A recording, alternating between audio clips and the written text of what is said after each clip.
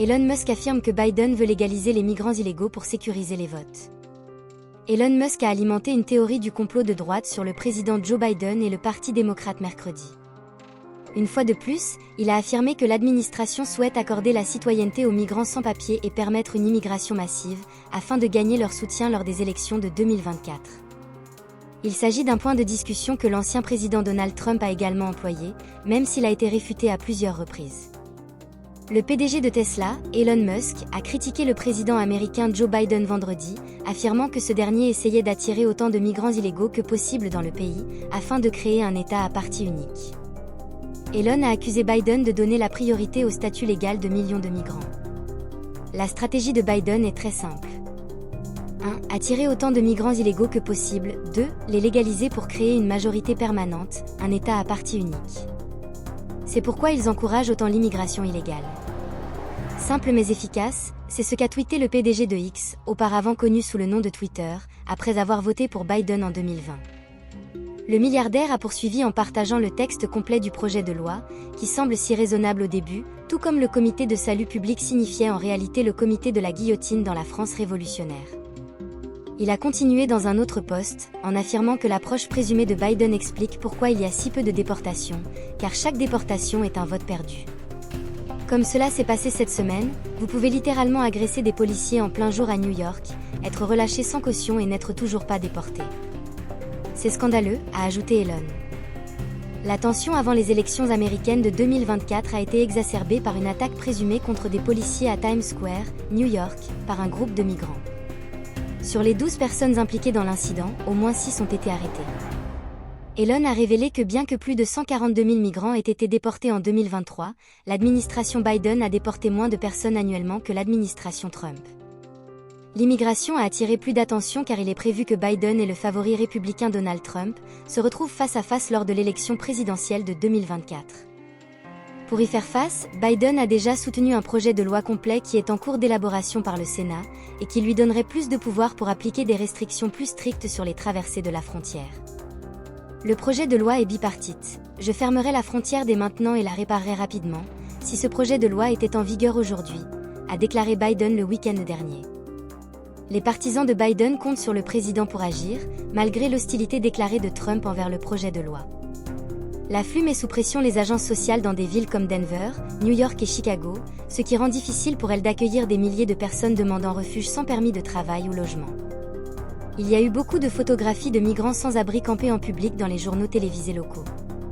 Trump a exprimé son mécontentement le week-end dernier, du fait que sa campagne contre l'immigration n'a pas fait mouche auprès des électeurs lorsqu'il s'est présenté à nouveau aux élections de 2020, malgré le fait que le Covid-19 était la principale préoccupation des électeurs à l'époque, et que l'épidémie rendait plus difficile pour les migrants de trouver du travail.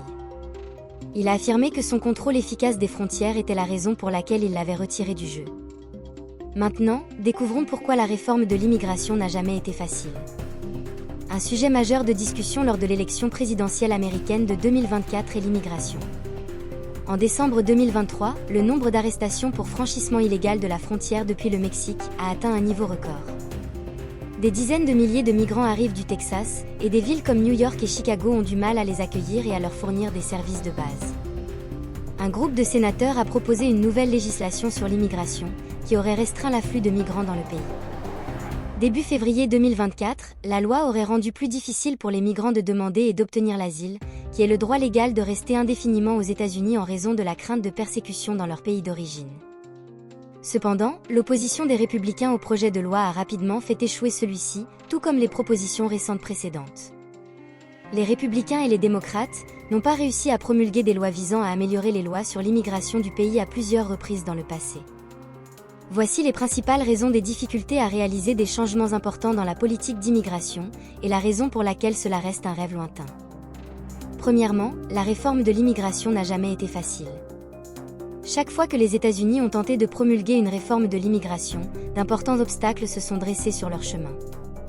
Les présidents, législateurs et militants ont tenté mais n'ont pas réussi à changer les lois d'immigration du pays pendant des décennies après la Seconde Guerre mondiale, afin d'éliminer les quotas raciaux et nationaux mis en place dans les années 1920, et qui empêchaient toutes les personnes, sauf celles d'Europe du Nord et de l'Ouest, d'immigrer aux États-Unis. Enfin, en 1965, le Congrès a adopté la loi sur l'immigration et la nationalité, apportant ainsi un changement. Il a fallu beaucoup de négociations pour y parvenir. L'accord bipartite final a éliminé les quotas discriminatoires, mais a satisfait les partisans de la restriction de l'immigration, en accordant la priorité aux nouveaux immigrants ayant des liens avec des membres de la famille déjà présents dans le pays, une politique que les politiciens estimaient favorable aux Européens. La loi sur la réforme et le contrôle de l'immigration adoptée par le Congrès en 1986 a été la réforme de l'immigration la plus importante à ce jour. Les mesures législatives visant à régler le problème de la frontière la plus pauvre du pays avec le Mexique et la population d'immigrants non autorisés n'ont jamais été mises en œuvre. Pendant les années 70 et 80, après plusieurs faux départs, une majorité instable de votants de gauche et de droite ont finalement trouvé un accord en 1986 sur un ensemble de mesures qui pénalisaient les employeurs qui recrutaient des immigrants sans papier, accordant un statut légal à environ 3 millions de migrants sans papier, établissant un nouveau programme pour les travailleurs agricoles et renforçant le financement de la sécurité aux frontières. Washington est resté silencieux sur cette question pendant près de 40 ans. Deuxièmement, la politique d'immigration aux États-Unis est plus divisée que jamais depuis la fondation du pays. Les opinions des Américains concernant la politique d'immigration ont divergé, mais il n'y a jamais eu autant de divisions partisanes et idéologiques sur les droits de l'immigration et la sécurité des frontières qu'il y en a maintenant. Les dirigeants républicains et démocrates ainsi que les électeurs ont renforcé leur soutien à des campagnes opposées, pro- et anti-droits des immigrants, au cours des 20 dernières années. En 2008, 39% des démocrates et 46% des républicains étaient d'accord pour dire qu'il devrait y avoir moins d'immigration aux États-Unis. En 2023, le soutien républicain à une immigration moindre est passé à 73%, tandis que seuls 18% des démocrates expriment un désir similaire. Les républicains sont maintenant plus de 3 fois plus susceptibles que les démocrates de considérer l'immigration illégale comme un problème majeur national. Les dirigeants des deux partis ont fait quelques tentatives au cours des dernières décennies pour collaborer à une réforme bipartite, malgré la polarisation croissante. Une coalition prônant une réforme complète de l'immigration a été formée en 2006 par l'ancien président républicain George Bush, le sénateur démocrate Edward Kennedy, le sénateur républicain John McCain et d'autres législateurs. Tout comme la réforme de 1986, leur plan prévoyait une sécurité frontalière renforcée, un chemin vers la légalisation des immigrants sans papier et un nouveau programme étendu, permettant aux entreprises d'embaucher légalement des travailleurs étrangers. Les opposants à l'immigration et les commentateurs de droite ont mené une campagne acharnée contre le plan, qui a finalement été rejeté par la Chambre des représentants contrôlée par les républicains. Une nouvelle réforme a été lancée en 2013 par un groupe de législateurs connus sous le nom de Gang des 8, membres des deux partis. Leur projet de loi représentait un ensemble bien connu comprenant des permis de travail supplémentaires pour les travailleurs étrangers compétents, un programme de travailleurs invités et un nouveau chemin vers la citoyenneté pour les immigrants sans papier. Le projet de loi a été approuvé par le Sénat, mais la Chambre l'a rejeté. La majorité des républicains ont refusé de voter sur un projet de loi qu'ils considéraient comme accordant une amnistie pendant l'administration Trump. Le parti pris en matière d'immigration a atteint un sommet. Par exemple, les libéraux ont protesté contre les restrictions de Trump sur l'immigration en provenance de certains pays à majorité musulmane, tandis que les conservateurs étaient alarmés par les caravanes de migrants entrant dans le pays. Troisièmement, le consensus politique sur la nature du problème est faible. La majorité des Américains conviennent qu'il y a des problèmes avec les lois sur l'immigration du pays. Cependant, il y a des désaccords entre les factions politiques sur la nature précise du problème et sa solution. Le manque de contrôle aux frontières et les politiques libérales qui permettent aux migrants dangereux d'entrer et de rester dans le pays sont le problème, selon certains républicains, dont l'ancien président Trump. Ces craintes ont été exploitées par des politiciens de droite et des commentateurs comme Tucker Carlson, qui affirment que l'immigration généralisée remplacera les Américains blancs. Ils proposent de renforcer les frontières du pays, d'expulser les migrants non autorisés déjà présents sur le territoire, et de rendre plus difficile l'entrée dans le pays de manière légale. Les conservateurs qui soutiennent l'entrepreneuriat, la liberté individuelle et l'expansion de l'économie nationale pensent également que l'immigration est compatible avec ces idéaux.